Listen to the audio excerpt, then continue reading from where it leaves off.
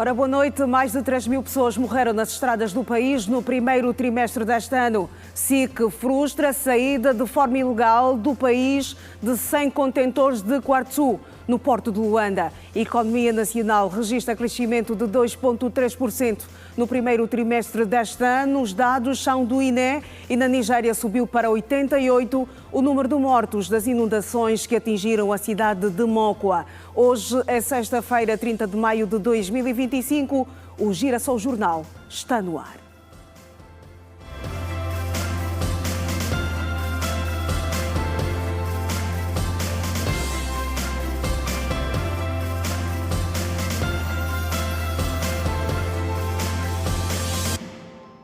Ora, boa noite. Nesta sexta-feira, a Administração Municipal de Engombota visitou alguns espaços de lazer na ilha de Luanda e deixou avisos para a recolha de embarcações sem o devido licenciamento. A região está a beneficiar de obras de melhorias.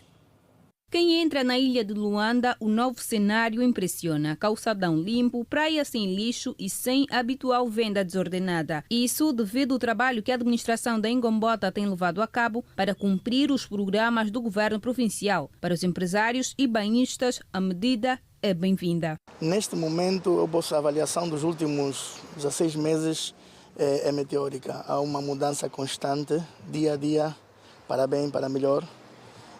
E nos últimos 6 meses a administração mostrou realmente um trabalho criando condições de limpeza, que era um dos problemas que nós tínhamos. Está também a criar condições de organização das vendas não formais, o qual trazia também muita lixeira e muitos grupos.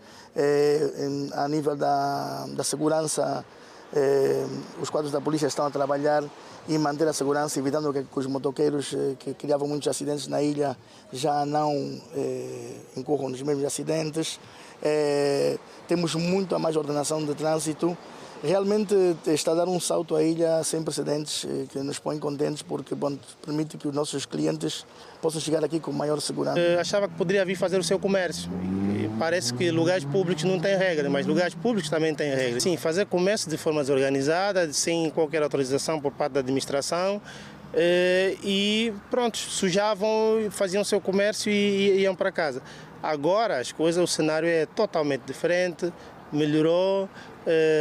Há maiores condições, quer dizer, isso tem estado a atrair mais banhistas, mais clientes que sentem-se mais seguros de tirar o seu momento de lazer com a família e sabem que conseguem encontrar um espaço público devidamente limpo, devidamente organizado. É nesses locais ou é esse lixo que produz tanta coisa ruim e a sua remoção é muito importante. Sempre que tiveres a fazer o consumo de qualquer líquido e o uso de qualquer comida, recolhe o seu lixo, põe num saco e vai deitar num sítio dedicado. É muito importante para todos nós. Evitamos assim cheiros estranhos e mantemos a nossa praia limpa. As embarcações a motor na costa da ilha sem a documentação foram notificados e têm 72 horas para a sua remoção. Para os edifícios e terrenos abandonados e sem utilidade, os proprietários têm até o dia 13 de junho para apresentarem-se à administração da Engombota com os respectivos documentos. Por conta deste tema, a administração municipal lançou, ou seja, publicou um edital que já está a conhecer o seu final. A partir do dia 12, dia 13 do próximo mês, vai findar então o prazo definido neste edital, que vem dar lugar, ou seja, vem chamar a razão de forma individual, de forma voluntária, que estes proprietários por direitos que têm os seus títulos de concessão venham apresentar os seus documentos à administração municipal no sentido de serem orientados para fazer o devido aproveitamento útil desses espaços. A nível da ilha de Luanda, nos últimos 4 anos foram plantadas mais de 3 mil árvores de várias espécies. Mais de 3 mil pessoas morreram nas estradas do país no primeiro trimestre deste ano. Luanda é a província com o maior número de vítimas. O dado foi avançado hoje na segunda conferência sobre sinistralidade rodoviária, promovida pela Associação dos Camionistas de Luanda. 510 é o número de acidentes registados nas estradas de Luanda. Desse indicador, a ocorrência de 133 óbitos. Da estatística referente ao primeiro trimestre sobre a sinistralidade rodoviária em Luanda, consta igualmente 593 casos de feridos. A situação ainda é preocupante, apesar da redução do número de mortos, feridos e acidentes nas estradas referentes ao último trimestre. Na base, segundo o superintendente Manuel Panzo, comandante da Unidade de Trânsito de Luanda, estão ações desenvolvidas pela polícia, dentre as quais a fiscalização. Levar ao conhecimento que a problemática de acidente não é só da Polícia Nacional. Portanto, tem que haver sinergias de outros entes da sociedade, de outros atuantes ao nível da sociedade, para que todos nós, de braços dados, levássemos a cabo então ações de prevenção, ações de consciencialização, para que haja, portanto, uma certa redução de acidentes. Portanto, foram várias ações, desde a da polícia em específico, que é a fiscalização, sensibilização, e também incluímos algumas associações. O excesso de velocidade é apontado pelas autoridades como a principal causa de acidentes nas estradas. Porém, as associações vão mais a fundo. Osvaldo Mateus, presidente da Associação dos Camionistas de Luanda, e Alberto de Freitas, presidente da Cooperativa de Taxistas e Motociclistas, sublinham a iluminação pública e o mau estado das vias. Estamos a falar a causa da iluminação, mau estado das vias também. Isso também tem dificultado o nosso trabalho. Na verdade, é uma preocupação que nós já temos levado ao governo provincial de Luanda, ao Ministério da Polícia, e por sua vez estamos a trabalhar junto. Depois dessa conferência vamos ter mais um encontro para ver se em 2025 conseguimos então reduzir o número de mortalidade que tem assolado Luanda. 80% das vias não estão em condições. Isso também contribui significativamente para o número de acidentes. O outro elemento é a falta de iluminação pública. Não falo só no casco suburbano, como também no casco urbano. É só nós visitarmos um bocadinho, andar um bocadinho na província de Luanda e principalmente nos cascos urbanos, a maior parte delas não tem iluminação pública. Isso também é uma preocupação. A outra é a travessia de peões em locais impróprios, mau estado de alguns veículos. Os fatores humanos representam 75% dos acidentes nas estradas. A psicóloga clínica e forense Fernanda Palanca esclarece. O fator humano, nós olhamos para as questões de saúde mental, as questões de saúde física e falamos da visão holística do ser humano, olhando para aquilo que são os aspectos que comprometem a cognição do sujeito, principalmente quando estamos a falar de acidentes rodoviários. Neste caso falamos do estresse, falamos da ansiedade, falamos de algumas outras doenças ligadas ao foro psicológico, como a depressão, a ansiedade, que tudo isso são fatores psicossomáticos que vão interferir naquela que é a qualidade da prestação de serviço do ser humano, ou do homem em si. A segunda conferência sobre sinistralidade rodoviária é de iniciativa da Associação dos Camionistas de Luanda. O Serviço de Investigação Criminal frustrou uma tentativa de exportação ilegal de minerais e apreendeu 100 contentores de quartzo no porto de Luanda. A carga tinha como destino a República Popular da China e violava o decreto presidencial número 185/24, que proíbe a exportação do referido minério.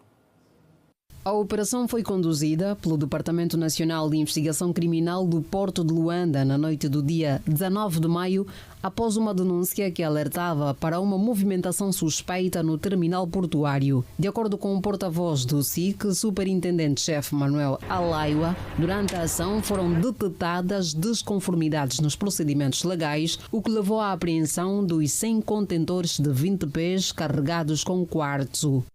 As alegações apresentadas pela empresa não colhem. Inicialmente diziam que seria apenas uma amostra para efeitos de exames laboratoriais no exterior do país, o que não colhe, mediante uma ação conjunta com o Ministério dos Recursos Minerais, Petróleo e Gás, diretamente da sua Direção Nacional de Recursos Minerais, verificou-se que há uma total proibição deste produto e que, mesmo que fosse para este efeito, não seriam 100 contentores. Estamos a falar que cada um dos contentores carregava precisamente 30 toneladas. Se olharmos por 100 contentores, estamos a falar de 3.000 toneladas de quartzo que seriam exportados no nosso país. A carga estava sob responsabilidade de uma empresa nacional que pretendia realizar a exportação de forma fraudulenta, de acordo com o porta-voz do SIC. Até o momento, os representantes da empresa não foram detidos, mas já foram formalmente notificados. A empresa em causa, que é a detentora deste material, que é a exportadora, trata-se da empresa GF Mining Industry. Portanto, é a empresa que é a detentora desta mercadoria e, naturalmente, os seus representantes estão já notificados para serem ouvidos nos autos e, dali, naturalmente, decidir em sede de processo. O processo foi imediatamente remetido ao Ministério Público, que vai dar seguimento aos trâmites legais. O quartzo é o quarto mineral mais abundante da Terra e tem larga aplicação como material de adorno, como fundente, abrasivo e também é utilizado em aparelhos ópticos e eletrônicos, como a produção de painéis solares. O material apreendido vai ser entregue ao Ministério dos Recursos Minerais, Petróleo e Gás como seu fiel depositário. Angola, 50 anos de independência. Mais personalidades foram condecoradas hoje pelo Presidente da República. Em destaque, o Produto Interno Bruto registrou um crescimento de 2,3% no primeiro trimestre deste ano.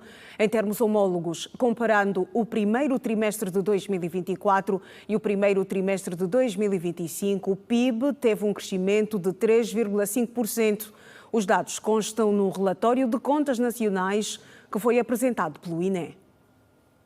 Desde janeiro até março deste ano, o Produto Interno Bruto cresceu 2,3%, mas em termos homólogos, ou seja, se comparado entre o primeiro trimestre de 2024 e o primeiro trimestre deste ano, o PIB registrou um crescimento de 3,5%, como indicam os dados do Instituto Nacional de Estatística, apresentados nesta sexta-feira. Os setores do comércio, administração pública e segurança social e extração de diamantes foram os que mais impulsionaram o crescimento da economia nacional, de acordo com Hernani Luiz, diretor-geral adjunto do INE. Impulsionado pelo setor do comércio, com 1,2 pontos percentuais, a administração pública com 0,82 pontos percentuais, extração de diamantes e outros minerais com 0,71 pontos percentuais e agricultura com 0,36 pontos percentuais. No global, o setor não petrolífero registrou no primeiro trimestre de 2025 um crescimento robusto de 5,4%. De acordo com Hernani Luiz, o setor da agricultura, petróleo e comércio continuam a ser os maiores contribuintes do Produto Interno Bruto. Os dados atuais revelam que o setor da agricultura, a par do setor petrolífero e do comércio, é um dos principais motores atualmente da economia angolana, tendo como um peso de 19,5% do Produto Interno Bruto contra os 19,6% do setor petrolífero e 18,8% do comércio, de acordo com os dados harmonizados de 2024.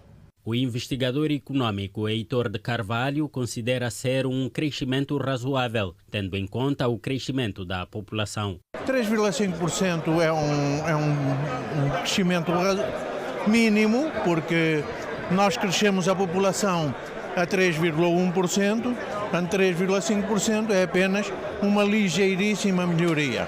De qualquer modo, a nível dos setores não petrolíferos, o crescimento é bastante mais elevado e, portanto, é uma situação mais interessante, digamos, para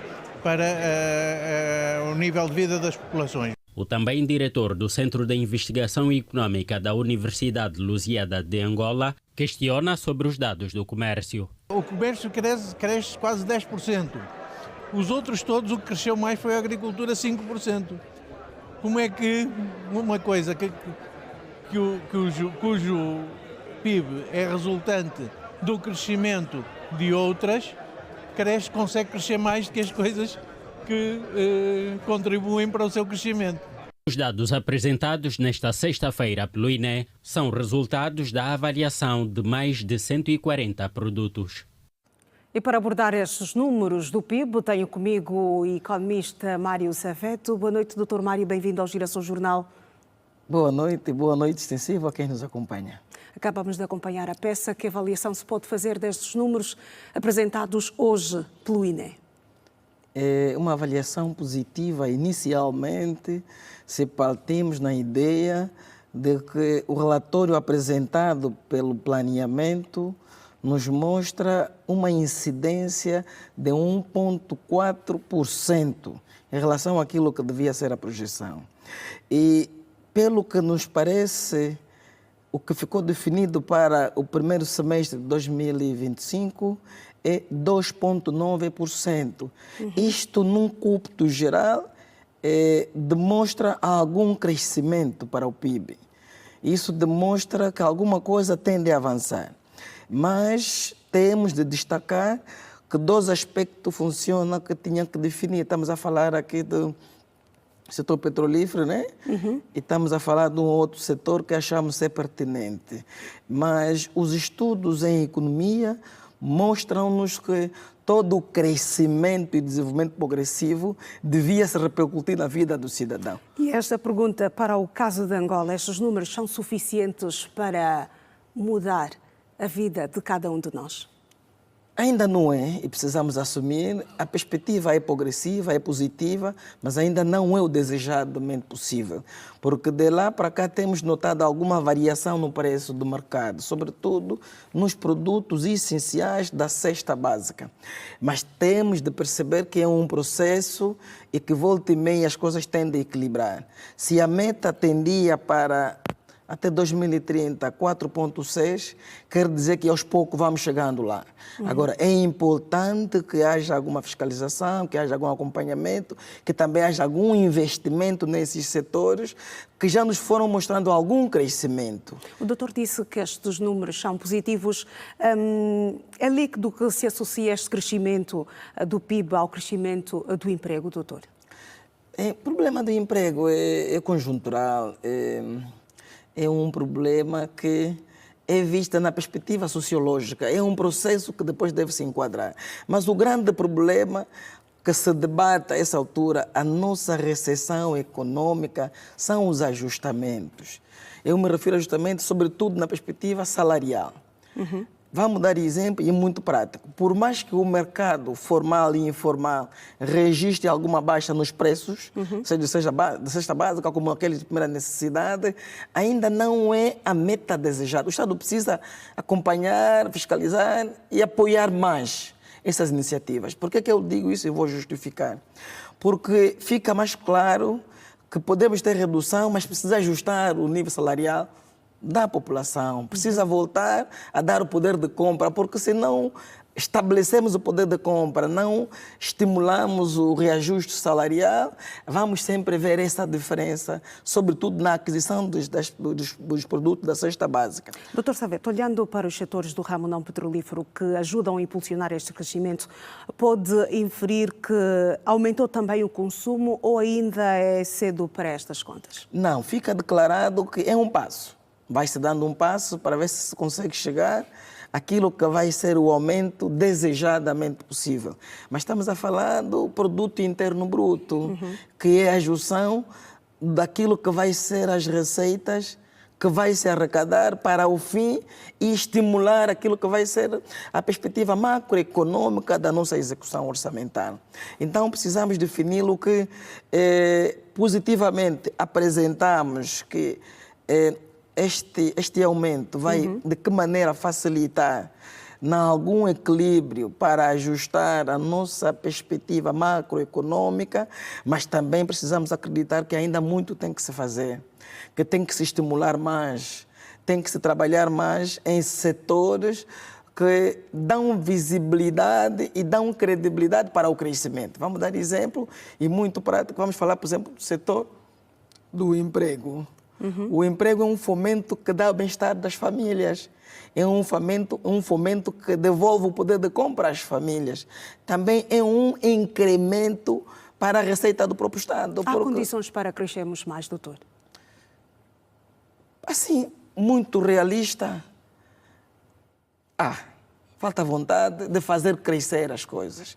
Falo vontade no sentido de que as pessoas existem, as instituições existem, mas falta a oportunidade. Ainda temos desigualdade, sobretudo em alguns setores que achamos que deviam fortificar e produzirem mais. Fica claro... Que setores são estes, doutor? Vamos dar exemplo. Existem instituições do Estado... rapidamente. Existem instituições do Estado que dependem do orçamento geral do Estado, mas não criam receita a favor do Estado. Instituições que não estimulam, por exemplo, concurso público, mas dependem do orçamento geral do Estado. Essas não ajudam no crescimento. Devia-se pensar em instituições que dependem, mas que deviam produzir, deviam fomentar o emprego. O problema do emprego em Angola não está nas instituições, estão nas políticas. Por outro lado, tivemos um aumento dos preços dos combustíveis e uma baixa do petróleo no mercado internacional. Estes dados do INE, Dr. Mário Saveto, comparados com a variação homóloga de 2024, podem desacelerar nos relatórios dos trimestres seguintes? De que maneira sim? Mas temos que entender que a queda e possivelmente a alteração dos preços é consequência. E essas consequências são previstas. Só que muitas das vezes eu vou chamar isso com muita atenção e vou apelar a quem de direito. Temos que começar a fazer sentir outras fontes de receita e não procuramos depender totalmente do petróleo. Hoje ficou mais claramente possível, que o petróleo não é mais sustentável para a nossa realidade. Porque, veja, qualquer uma queda acaba afetando toda a estruturação orçamental. Então, por que não pensar em muitas fontes de receita? Temos diamante, temos outros, então o desafio é este. Dr. Mário Saveto, vou agradecer a sua presença nesta edição do Girassol Jornal. Boa noite e até a próxima. Sempre à vossa disposição. E nós seguimos com outras da atualidade. Líderes religiosos manifestam-se preocupados com os casos de abusos sexuais contra menores no país e apontam a literacia como porta para quebrar aspectos culturais que levam muitas vezes ao ato reprovável. A evangelização é considerada como a nutrição da Igreja, seja na dimensão espiritual, económica, expansão e social. Foi a pensar nesses pilares que a Igreja Evangélica Reformada de Angola promoveu o seminário de capacitação que juntou vários líderes religiosos. Mendes Bento entende que a Igreja que não ensina não forma. O diretor do seminário mostrou-se igualmente preocupado com a proliferação das seitas religiosas. O ensino da palavra de Deus deve passar necessariamente através da evangelização. Tenho estado a acompanhar a disseminação, a proliferação de muitas setas religiosas que, quando olhamos para aquilo que é o pano de fundo, não estão, na verdade, a transmitir o evangelho da salvação. Como evangelistas, a nossa tarefa é de ir procurar as almas perdidas, de ir ensinar a palavra para que todos tenhamos a salvação. Na ocasião, os líderes presentes no seminário mostraram-se preocupados com os fenómenos que concorrem para a desestruturação familiar. A violação sexual a menores é um mal condenado pelos religiosos. A acusação gratuita de crianças, feiticeiras, não sei o que é. Nós nunca aceitamos isso. O abuso sexual nós condenamos energicamente. Um adulto que vai se aventurar a violar menores, e eu não sei que tipo de pena que nós podemos dar, que tipo de pena que nós podemos dar a esses indivíduos. Nós condenamos esses atos todos que não constroem a sociedade. A cultura fere aquilo que é de identidade religiosa. E muitos falam de que isso é normal, mas para a igreja é pecado.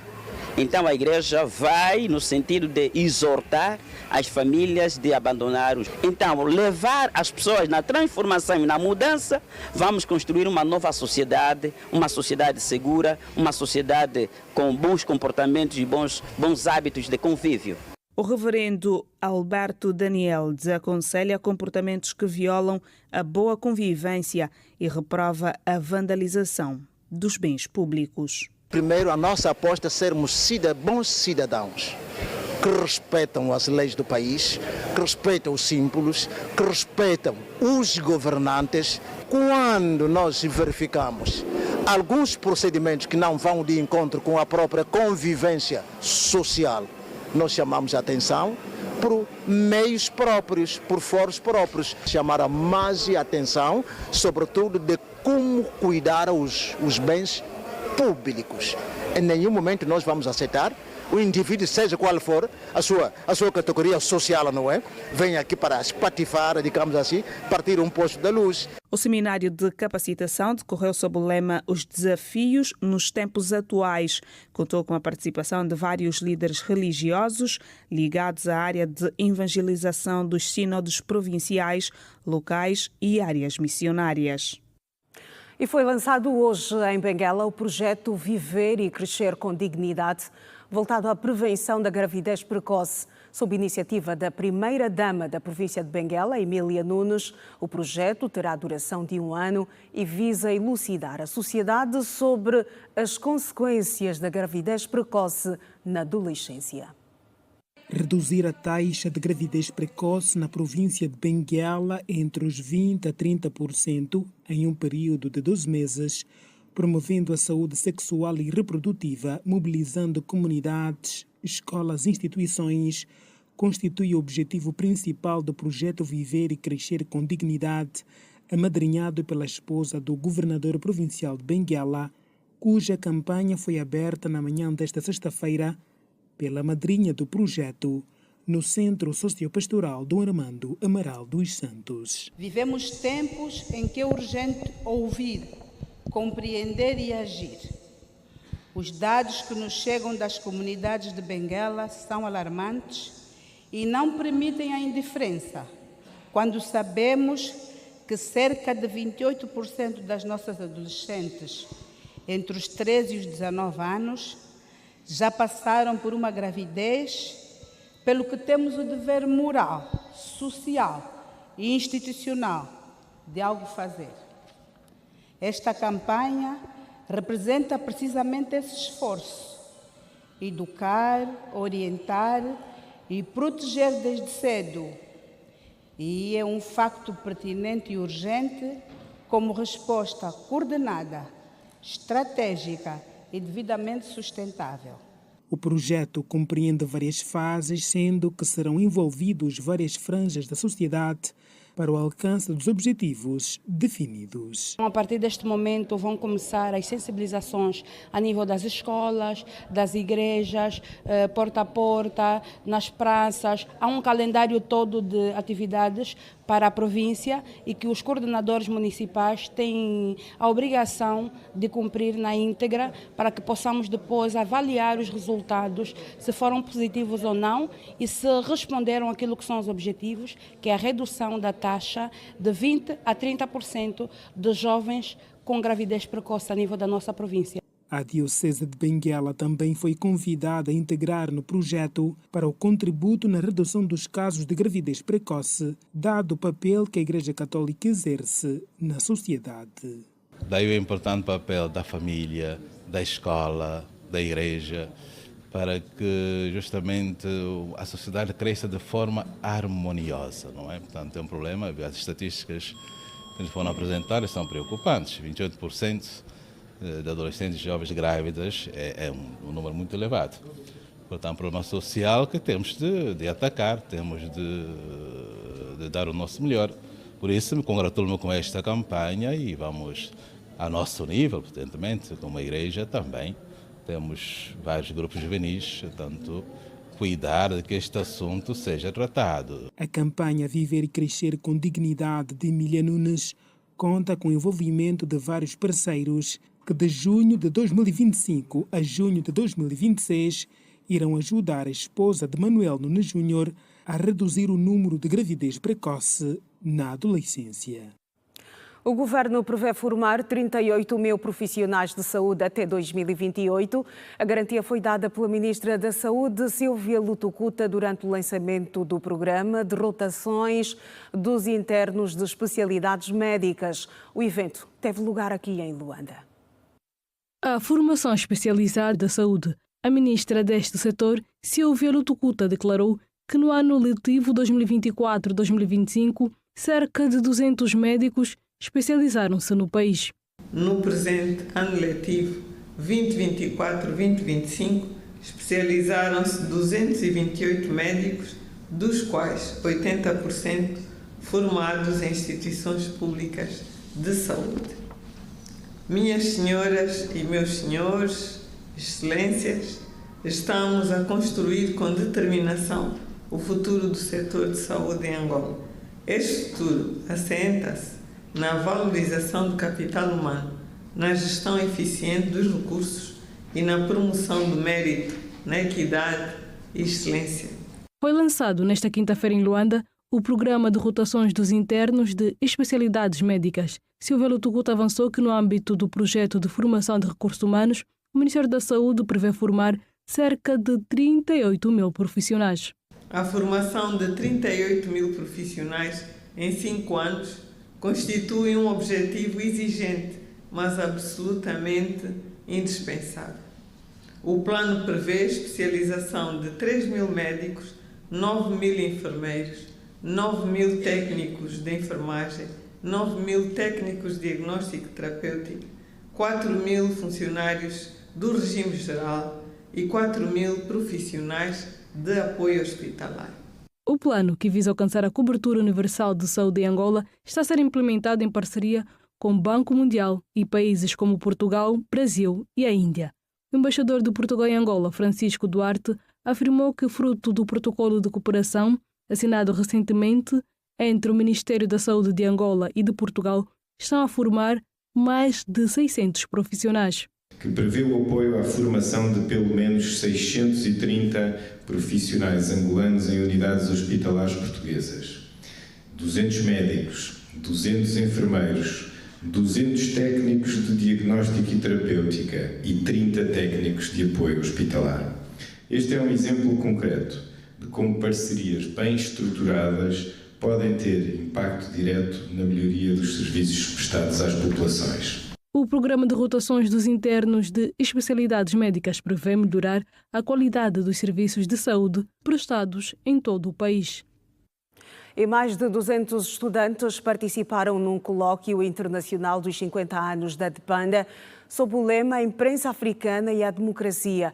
O evento foi uma iniciativa do Ministério da Cultura, através da Biblioteca Nacional de Angola, em parceria com o Grupo Internacional de Estudos da Imprensa Periódica Colonial do Império Português, e teve a duração de 3 dias. O colóquio, realizado na Faculdade de Humanidades da Universidade Agostinho Neto, acontece por ocasião das celebrações dos 50 anos de independência nacional e 180 de existência da imprensa angolana. Segundo o vice-decano da faculdade, Francisco Mateta, a imprensa continua a desempenhar um papel fundamental na sociedade, mas enfrenta grandes desafios. Sabe-se que a imprensa, nos vários aspectos, é um reflexo, é também um agente de transformação social, e ele vai influenciando a opinião pública e também as políticas implementadas pelos nossos governos. O estudante Januário Quindoa acredita que falta especialidade no seio da comunicação social. Aqui a minha preocupação em relação à forma como a nossa imprensa nacional tem trabalhado tem muito a ver com a falta de especificidade, porque o que temos estado a verificar é que nós temos especialistas, não é? Ou seja, temos trabalhadores na imprensa. Todavia, a falta de especificidade temática complica a superficialidade do assunto. Às vezes o assunto é profundo, mas como o indivíduo que esteve lá a coletar a informação, que é de cariz cultural, nada compreende sobre cultura, na maneira como ele vai transmitir a informação, chega a retirar aquele elemento substancial da informação que esse indivíduo foi coletar. Por outro lado, Adelaide Machado acredita que a democratização de um país é um processo contínuo. Por conta disso, Angola tem um longo caminho por percorrer. O tema da democracia tem uma característica para mim fundamental que nunca está acabada. Portanto, é um processo e neste momento há muitos conglomerados que têm a imprensa nas mãos. Ainda ontem, num debate que tivemos, há sempre o problema para o jornalista entre o patrão e aquilo que ele quer publicar ou não. O colóquio é uma iniciativa do Ministério da Cultura em parceria com a Biblioteca Nacional de Angola e o Grupo Internacional de Estudos da Imprensa Periódica Colonial do Império Português e teve a duração de 3 dias. A diretora da Biblioteca Nacional, Diana Afonso, fala dos objetivos do evento. A Biblioteca Nacional de Angola, através do órgão tutelado pelo Ministério da Cultura, realizou esse colóquio no sentido de impulsionar os estudos sobre a imprensa africana, a imprensa angolana, não é, no período colonial e pós-colonial, visto que é uma área não tão aprofundada dentro da nossa sociedade académica. Nós tivemos cerca de 200 a 250 estudantes, não é, estudantes provenientes das diversas faculdades e universidades sediadas cá em Luanda e podemos dizer que tivemos um balanço positivo. O encontro reuniu investigadores de estudos literários, ciências da comunicação, história, linguística, sociologia, estudantes e jornalistas. Veja no próximo bloco mais condecorações na categoria de paz e desenvolvimento. Acompanhe também o desporto nacional. Volte connosco depois do intervalo. É curto. Até já. Bem-vindo à segunda parte do Girassol Jornal. Políticos da oposição consideram que aceitar a condecoração é uma escolha que depende da consciência de cada um. Na cerimónia desta sexta-feira, o político Lindo Bernardo Tito considerou, entretanto, que iniciativas desta natureza contribuem para o processo de reconciliação nacional. A medalha comemorativa dos 50 anos de independência nacional outorga-se a cidadãos angolanos e estrangeiros que prestaram serviços relevantes na luta de libertação nacional, na luta pela independência, que contribuíram de forma significativa na defesa da pátria, da soberania nacional e da integridade. O jurista e político Lindo Bernardo Tito, antigo membro do PRS e da coligação Casa CE, é um dos distinguidos. O homenageado manifesta-se congratulado por ter sido incluído. É um reconhecimento que me regozija imenso.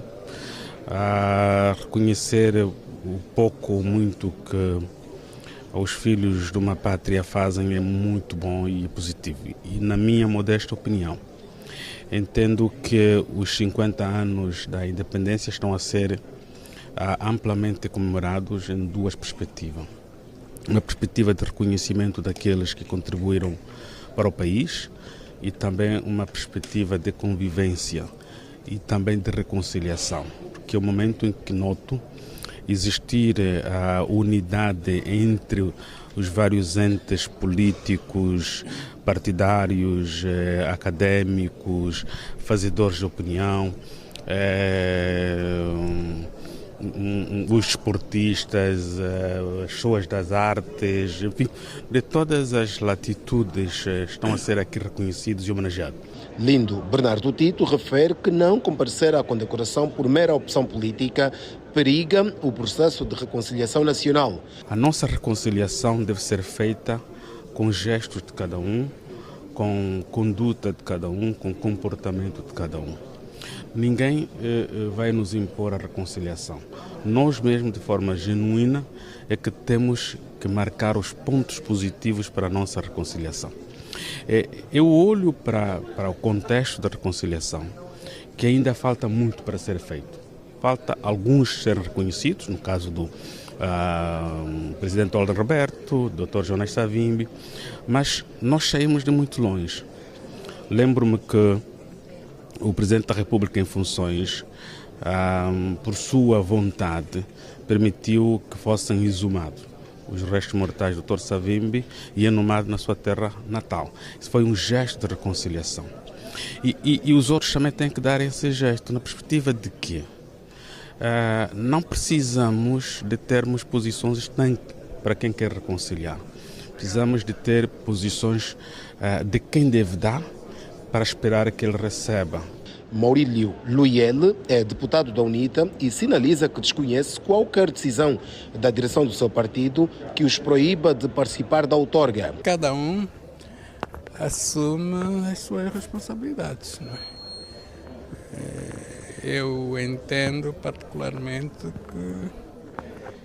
que é importante ser reconhecido pelo Estado, pelos feitos que realizamos ao longo da vida.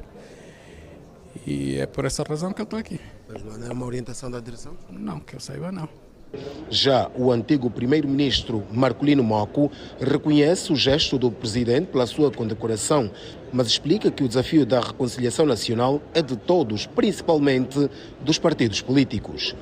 Eu acredito que tenhamos força, tenhamos ânimo para efetivamente mudarmos este rumo de alguns que fazem dos seus partidos autênticas pátrias, para que fundemos uma verdadeira pátria para todos e os partidos políticos sejam apenas associações para fins específicos.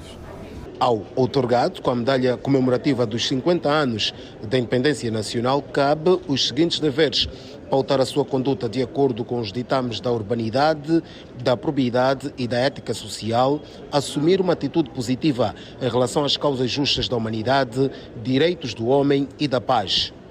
E ainda não usar insígnia quer em atos que possam afetar a sua dignidade e o seu prestígio, quer em batas, roupas desportivas, roupas de trabalho e capas.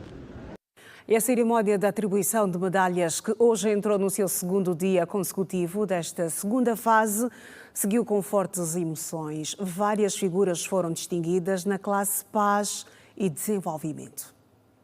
No segundo dia da segunda fase de condecorações da medalha comemorativa dos 50 anos de independência nacional, a classe Paz e Desenvolvimento esteve em destaque. Nomes que fizeram história na política, cultura, arte e desporto mereceram a devida homenagem pelo seu contributo das mãos do Presidente da República. Aos medalhados, o momento foi mais do que especial. Sinto-me muito tocado, porque nunca esperei ter uma medalha tão importante de um ato tão importante como este, que são os 50 anos. É gratificante quando nos é reconhecido um protagonismo na edificação de um projeto comum, né? Que é, neste caso, a nação, o Estado. É uma emoção muito grande recebermos essa outorga ao nosso saudoso pai. O músico Sebem, precursor do estilo Kuduro, visivelmente emocionado pelo reconhecimento, o artista que marcou gerações não escondeu a alegria. Ainda na música, Eduardo Paim, pioneiro do estilo Kizomba, foi também distinguido. E ainda Euclides da Lomba e Felipe Mukenga. Olha, para mim, pronto, uma grata surpresa, porque às vezes nós trabalhamos, nunca contamos que pensamos que não somos reconhecidos e de repente a nação chama-nos para outorgar-nos essa medalha.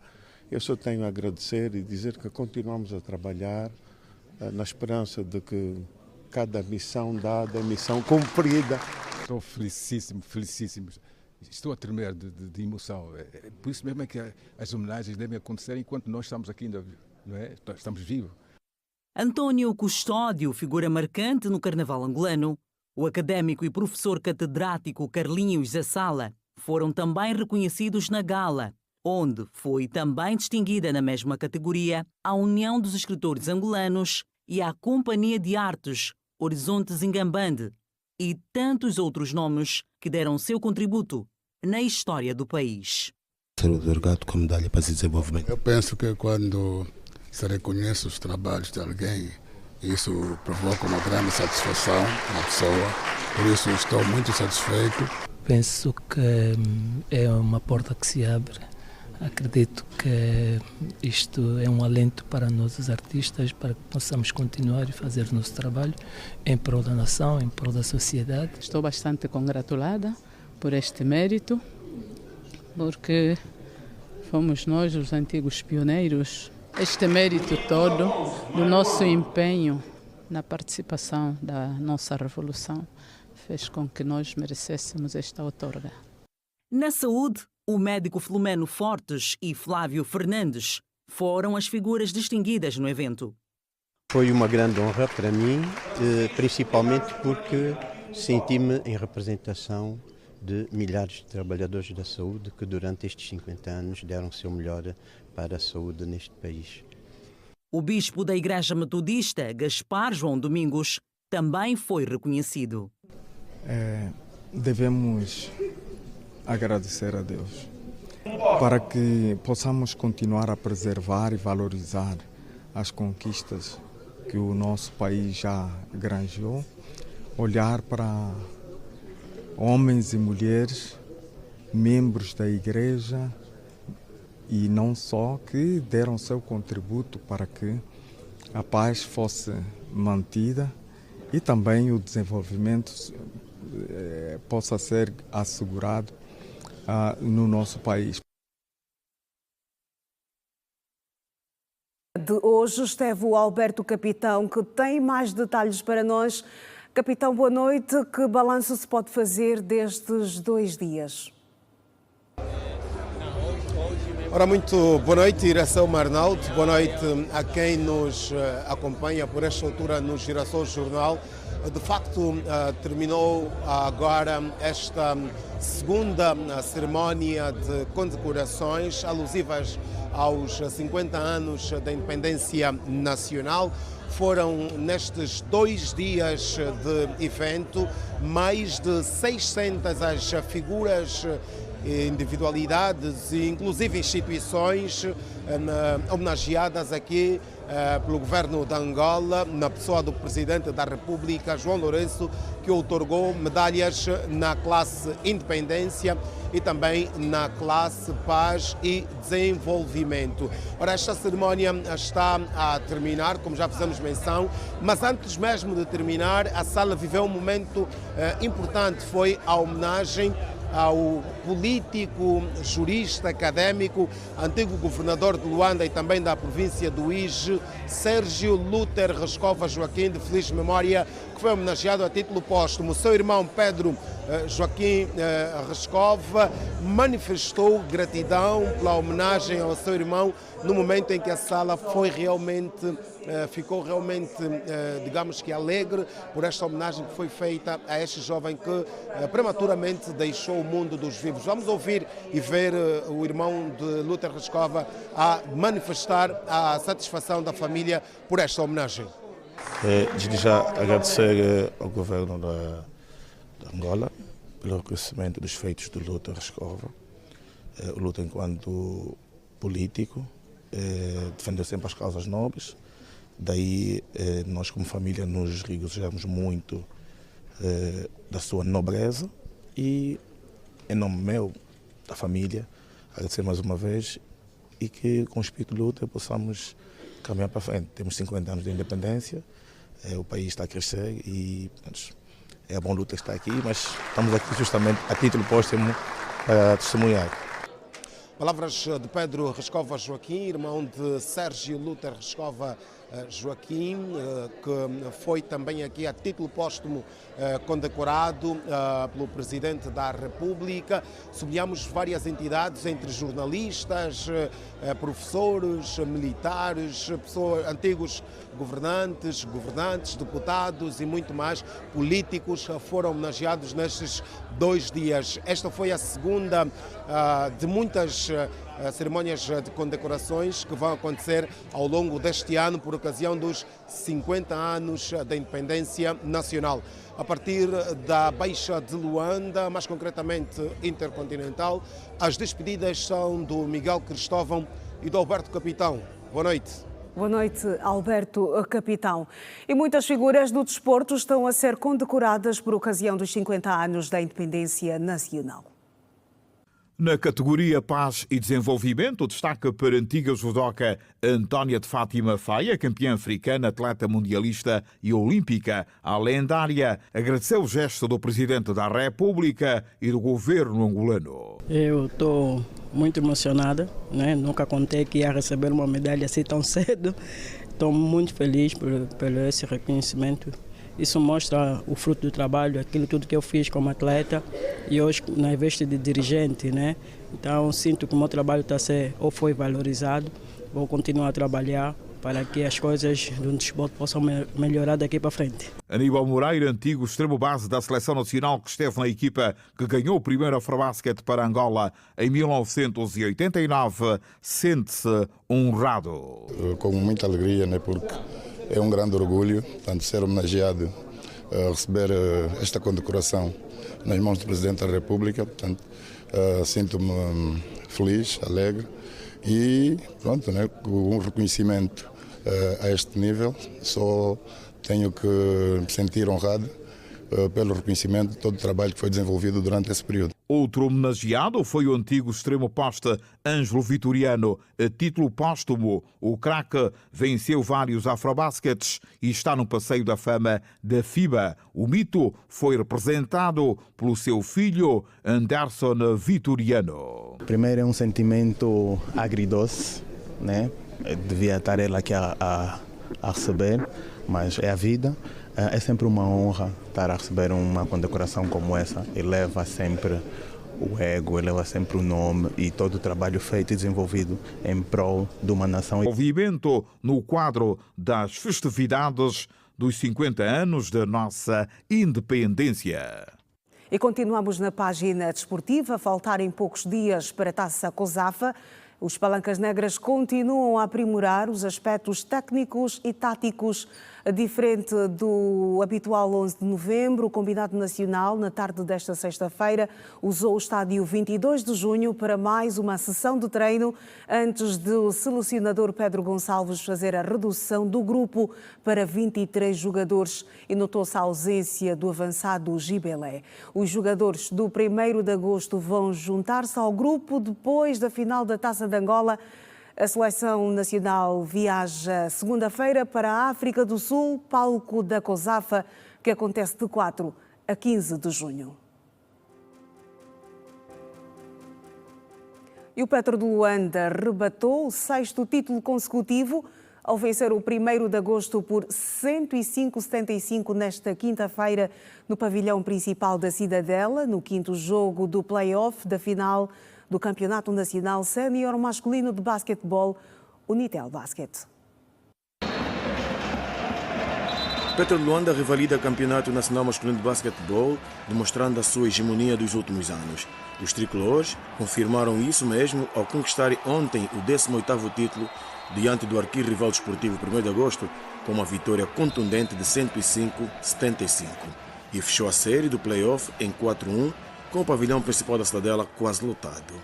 As duas equipas entraram para a quadra com objetivos definidos, o Petro em arrumar as contas e o de agosto querendo adiar a consagração tricolor. Com Abubakar Gakô, Glofato Buyamba, Rigoberto Mendonça e ainda Yannick Moreira, o Petro de Luanda começou a desenhar o triunfo já no primeiro período, com parcial favorável de 37-22. No segundo período, a Juventude Agostina veio com outra atitude, com realce para Fábio Domingos, Elcane Paca e ainda Bamba Cissé, e conseguiram fazer alguma moça, levando a equipa petrolífera a perguntar-se o que teria acontecido. 21-13 foi o parcial a favor do de agosto, e as duas equipas foram ao intervalo, com o Petro a liderar o placar de 50-43.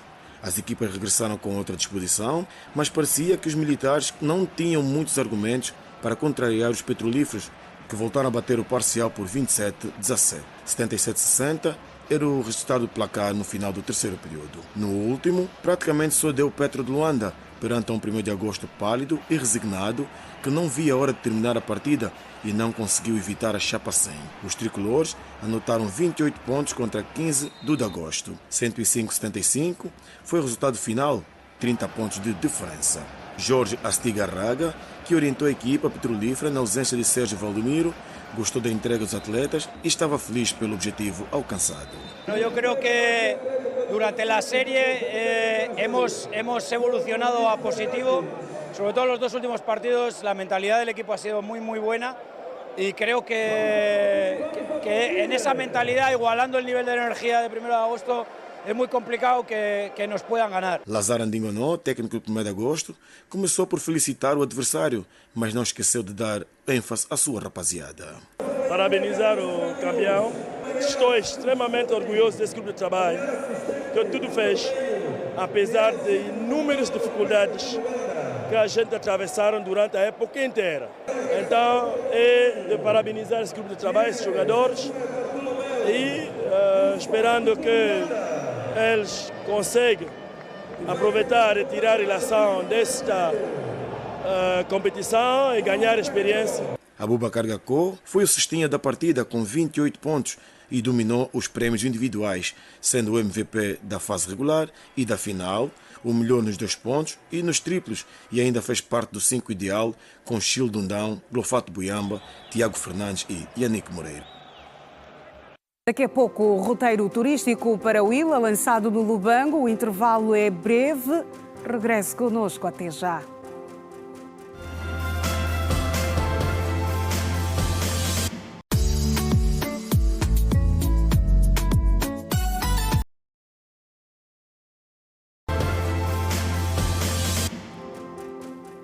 Regressamos à informação com a página internacional. O número de mortos nas inundações que atingiram na quarta-feira à noite a cidade de Mokwa, na Nigéria, subiu de 36 para 88, afirmaram hoje as autoridades locais. Na última contagem, foram recuperados 88 corpos, disse Hussein Issa, da Agência Nacional de Gestão de Emergências, à Associated Press, acrescentando que muitas outras pessoas ainda estão em risco e o número continua a aumentar. As inundações, causadas por chuvas torrenciais na noite de quarta-feira, destruíram mais de 50 casas em Mokwa, cidade mercantil do estado do Níger, afogando moradores e deixando um grande número de desaparecidos, segundo a Agência Nacional de Gestão de Emergências. De acordo com relatos locais, em que são citados residentes e autoridades governamentais locais, o colapso de uma barragem numa cidade próxima agravou a situação. A Nigéria, o país mais populoso da África, é regularmente atingida por inundações durante a estação de chuvas, que vai de maio a setembro. 11 imigrantes sudaneses e um motorista líbio morreram depois que o seu veículo colidiu com um caminhão no deserto da Líbia, um ponto de trânsito para migrantes. As mortes ocorreram na manhã de sexta-feira. As vítimas incluem 3 mulheres e 2 crianças, disseram os serviços de emergência locais. O acidente ocorreu 90 quilômetros ao norte da cidade de Kufra, na Líbia, e é a mais recente tragédia envolvendo sudaneses que fogem da guerra civil em seu país de origem. No início deste mês, 7 sudaneses foram encontrados mortos depois que o seu veículo quebrou no deserto, deixando 34 migrantes a bordo, presos por vários dias. A Líbia mergulhou no caos após a revolta que derrubou e matou o antigo presidente líbio Muammar Gaddafi em 2011. Desde então, tornou-se um importante ponto de trânsito para migrantes que fogem da guerra e da pobreza na África e no Oriente Médio em busca de uma vida melhor na Europa. O país faz fronteira com 6 países e possui um longo litoral ao longo do Mediterrâneo. O presidente dos Estados Unidos da América, Donald Trump, acusou hoje a China de violar o acordo comercial assinado com os Estados Unidos da América para reduzir as elevadas tarifas impostas por Washington. Fiz um acordo rápido com a China para salvar do que pensava que seria uma situação muito má e não queria que isso acontecesse. Graças a este acordo, tudo estabilizou rapidamente e a China voltou ao normal. A má notícia é que a China, talvez sem surpresa para alguns, violou totalmente o acordo conosco, denunciou Trump numa mensagem na rede Truth Social. Trump não explicou como a China terá violado o acordo alcançado 2 semanas antes, o segundo que o governo norte-americano realizou com um governo estrangeiro na sequência da imposição de tarifas globais após o alcançado com o Reino Unido. Segundo o presidente norte-americano, o efeito das tarifas foi devastador para a China. As duas potências econômicas concordaram com uma trégua na guerra comercial que viu as tarifas dos Estados Unidos sobre os produtos chineses reduzidas de 145% para 30%, enquanto Pequim reduziu as suas tarifas sobre Washington de 125% para 10%. De volta à atualidade doméstica, o município do Lubango conta com um novo roteiro turístico que contempla pontos históricos, arquitetónicos, geológicos, geográficos, paisagismo e estilos de vida. Lançado no âmbito das atividades para assinar os 102 anos da cidade, o roteiro, que é o segundo do país depois de Luanda, vai servir de guia para os turistas nacionais e estrangeiros que visitarem as chamadas Terras Altas da Xela. O município de Lubango tem um novo roteiro turístico que contempla pontos históricos, arquitetónicos, geológicos, geográficos, paisagísticos e estilos de vida. Lançado no âmbito das atividades para comemorar os 102 anos da cidade, que se assinalam este sábado, é o segundo roteiro do país, depois do de Luanda, e vai servir de guia para turistas nacionais e estrangeiros que visitarem as de turismo. E este papel, este guião, este programa é o chamado guia turístico. Então o turista já sai daqui com uma informação, já sai daqui com uma orientação. E é o mesmo roteiro que vai aumentar a sua bagagem, a sua cultura geral. O roteiro, que é uma iniciativa da administração do Lubango, em parceria com a agência de promoção, viagens, animação e estudos turísticos, TACTUR, tem 16 pontos, dos mais aos menos conhecidos. Os 16 pontos catalogados, como estão enumerados, porque o roteiro tem um mapa, e no mapa temos enumerados os pontos turísticos, depois temos a descrição com imagens, e entre a descrição temos um gráfico que apresenta a ordem que deve ser seguida para quem faz o roteiro. Para João Lopes foi dado um passo importante, visando tornar o turismo melhor estruturado na região, fornecendo mais informação aos visitantes. Para o setor do turismo, o roteiro turístico é o passo que dá um sinal de termos um turismo mais estruturado. Bem-haja que esta iniciativa tenha vingado. O administrador municipal do Lubango entende que o roteiro deve ser acompanhado com a melhoria dos locais turísticos e oferta de serviços. Temos consciência que a apresentação tem de ser combinada com uma série de outras medidas dos vários atores, quer públicos, quer privados, fundamentalmente ligados à melhoria dos locais turísticos, com uma oferta mais regular de serviços, fundamentalmente os sanitários e alimentares, o fornecimento de serviços regulares de transportes, quer aéreos, quer terrestres, o aumento da cadeia hoteleira, bem como a necessidade de tornar a cidade cada vez mais moderna, mais digital, mais atrativa e conectada ao mundo. O MPLA e a SWAPO querem estreitar relações. Para o efeito está em Angola a secretária-geral do partido namibiano. Hoje, Sónia Xaningua participou no encontro com o secretário-geral do MPLA, Paulo Bombolo. O encontro inseriu-se no quadro do aprofundamento das relações históricas bipartidárias entre o MPLA e a SWAPO, reforçando os laços de cooperação e solidariedade que unem os dois povos entre Angola e Namíbia.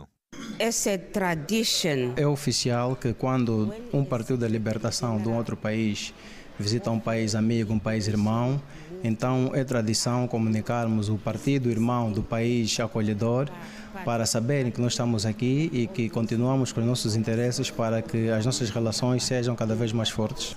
Como vocês sabem, Namíbia e Angola têm uma história muito forte, quer seja em relações políticas ou até mesmo em relações de amizade. Also historical relationship.